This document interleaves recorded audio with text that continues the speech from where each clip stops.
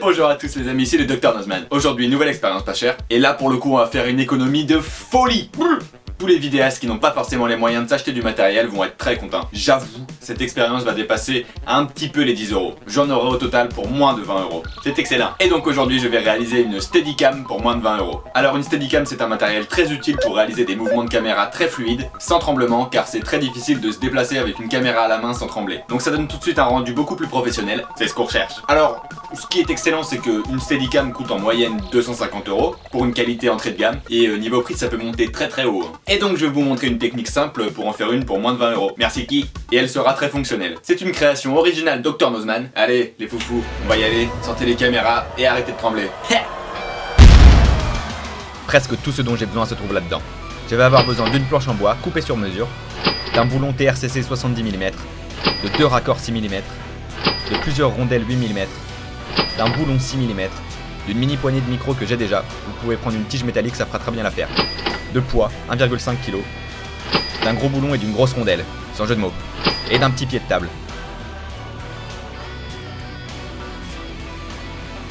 Et en option, un grip. On y va.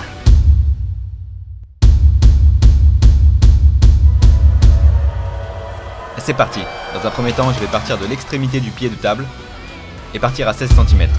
Pour ensuite y faire un trou pour placer la poignée. À 16 cm, je mets une pointe de blanco pour repère.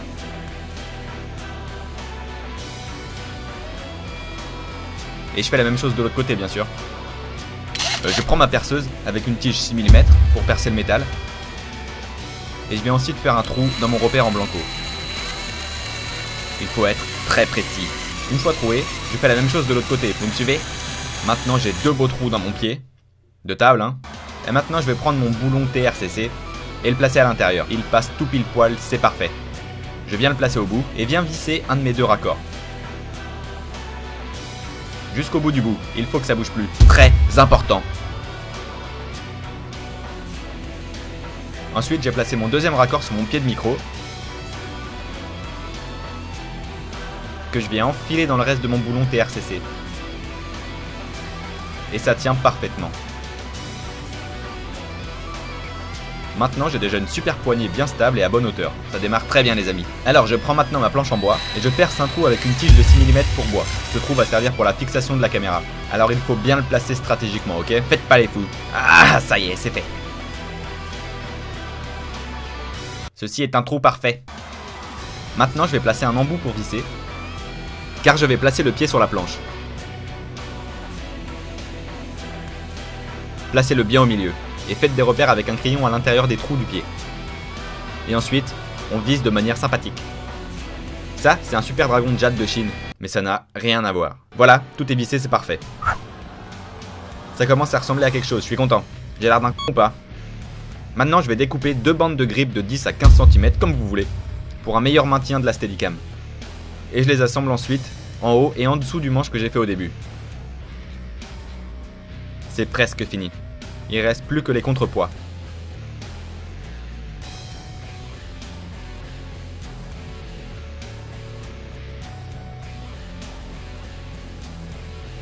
Je prends donc mon gros boulon et ma grosse rondelle. Et je viens y mettre 1,5 kg par-dessus. Ça va assurer la balance pour donner les mouvements fluides de caméra. Ensuite, je peux visser mon gros boulon en dessous du pied de table. Ils sont placés, ils ne bougent pas, tout va bien. Maintenant, la fixation de la caméra. Je prends donc mon petit boulon de 6 mm.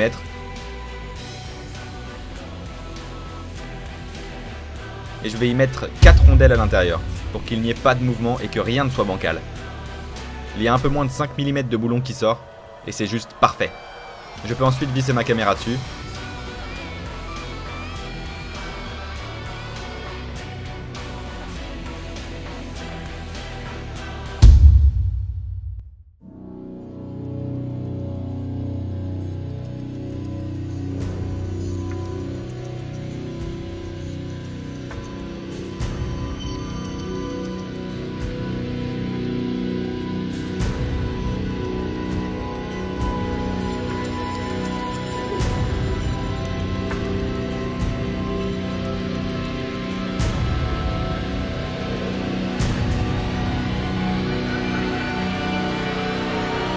Alors voilà le résultat final.